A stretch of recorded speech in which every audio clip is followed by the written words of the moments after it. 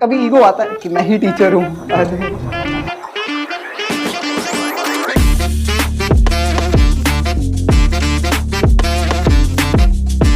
आपने मुझे बताया कि आपके जो लेक्चर्स होते हैं वो काफ़ी सारे टीचर भी फॉलो करते हैं। सर सबसे पहले उनका माइंडसेट क्या होना चाहिए कि हाँ हम एक कॉम्पिटिटिव एग्जाम के लिए प्रिपेयर करने के लिए जा रहे हैं, तो क्या माइंडसेट लेके उन्हें कॉम्पिटिटिव एग्जाम्स में आना चाहिए? देखिए, माइंडसेट दो तीन चीज़ें बिल्कुल क्लियर होनी चाहिए कि ये कंपटीशन है। यहाँ आपका रेगुलरिटी, आपकी ऑनेस्टी, आप कितना मेहनत करोगे पूरे 2 साल। आजकल का जो बच्चा है ना, वो केवल बच्चा और पेरेंट ये सब ही इस काम पे लगे हुए हैं कि एकदम रैंक देखना चाह रहे हैं कि भाई रैंक आ जाए, जेई मेन क्रैक कर जाए। करिकुलम सही से फॉलो ना करना और सीधे एकदम रैंक की बातें करना, ये कहीं ना कहीं गलत हो जाता है। एक बच्चा 36 टीचर से पढ़ रहा है, 36 कोचिंग में, किसी में ऑनलाइन ज्वाइन कर रखा है, कहीं ऑफलाइन जाता है, कोई दीदी भैया होम ट्यूशन में आ रहे हैं, उसका होमवर्क पूरा करा रहे हैं। अब जो क्लास 11th में आ रहे हैं उनके सामने 2 चीज़ें होती है, एक बोर्ड और एक कॉम्पिटिटिव एग्जाम।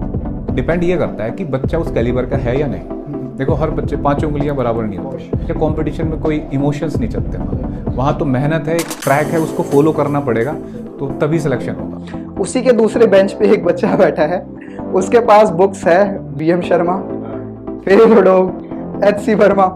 तो जब वो स्टूडेंट एक दूसरी की तरफ देखता है, यार मैं तो कुछ कर ही नहीं रहा हूँ। इसमें 2-3 चीज़ों की जरूरत है। एक तो अच्छे मेंटोर की, कि जो सही से उन दोनों बच्चों को चेक करे।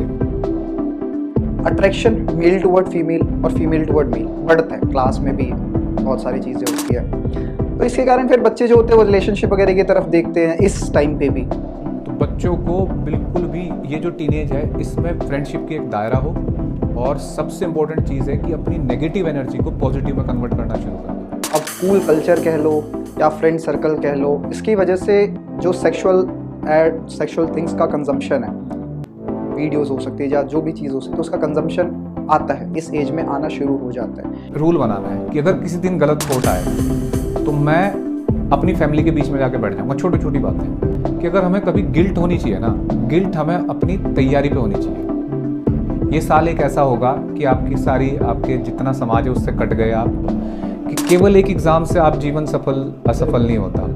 बहुत सारी आप दुर्घटनाएं समझते हो, सुनते हो। आईआईटी में सिलेक्शन के बाद फर्स्ट ईयर में बच्चा था, सेकंड ईयर में था, उसने ऐसा कर लिया, वैसा कर लिया। एक तो सबसे बड़ा ये जो रायता फैला रखा है ना इस टाइम एजुकेशन सिस्टम में, जिस पे बिल्कुल एकदम गवर्नमेंट को सबको सोचना चाहिए। एक सिंडिकेट चल रहा है नॉन अटेंडिंग का खेल, डमी स्कूल जिसको। मैं इतने एग्जाम्पल दे सकता हूँ, इतने केसेस हैं मेरे पास जो बच्चे आते हैं कि 2-2 साल के बाद आउटपुट 0 है।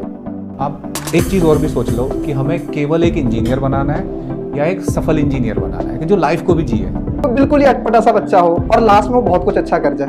मैंने आपको पता मैसेज क्यों करा है? मैंने कहा बेटा क्यों? कहता सर आपने मुझे कहा था ना कि तेरा कुछ नहीं हो सकता। सर मुझे बात लग गई थी, और सर मैं ना DTU में। एक और दूसरा, इसमें मैं अपना मानता हूँ कि अगर मुझे आज कोई कहे कि आप लाइफ को शुरू से करना चाहते हो और कौन सी चीज़ है जो आप चाहते हो कि मैं लाइफ में यहाँ से करता हूँ,